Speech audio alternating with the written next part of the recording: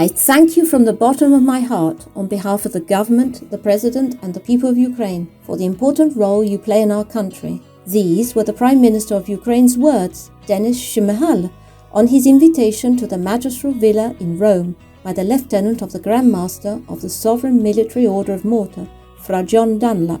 This visit coincides with the 15th anniversary of diplomatic relations between the Order of Malta and Kiev, but which already boasted strong ties thanks to the humanitarian work that the Order has undertaken since 1991.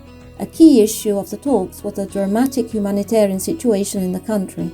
Following the outbreak of war with Russia, Prime Minister Shmyal pointed out the fact that due to the conflict, Ukraine is now the first country in the world for landmines, and that it will take hundreds of years to remove them. This is why the head of government called for synergies with the Order of Malta, which immediately activated the humanitarian machine following the conflict through the coordination of its global relief agency, Malta International. It provides medical, social, psychological and logistical aid, as well as shelters for displaced people, generators and solar batteries, and the setting up of a mobile prophylaxis laboratory for the victims of landmines. To date, 6,100 tons of aid have been distributed in 65 cities, along with over 500,000 meals and 485 generators, including 15 large ones for institutional headquarters. Subsequently, 130 psychologists were sent out to areas of need, above all to help traumatized children and support doctors and nurses at risk of burnout.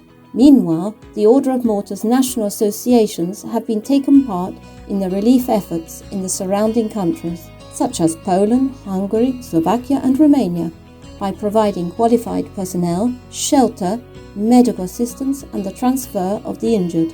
During the talks, the Lieutenant of the Grand Master, Fra John Dunlap, reiterated that the close synergy between our embassy in Kiev and our relief organization enables us to carry out humanitarian missions as best possible, which also benefits from the cooperation agreement we signed with Ukraine in 2019. We will continue to help the Ukrainian people as long as necessary. We owe it to our men and women in your country.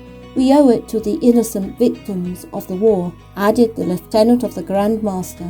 In these months of war, the Order's commitment has also been unceasing on a diplomatic level, as reiterated by the Grand Chancellor of the Order of Malta, Riccardo Paterno. On a bilateral level, the Ukrainian authorities have been formally asked to guarantee the free circulation of humanitarian goods introduced by the Order of Malta into the country and intended for displaced persons, and to protect humanitarian personnel in compliance with international laws. I take this opportunity to reiterate our firm condemnation of any form of aggression or abuse of power against civilians to the detriment of the most vulnerable people.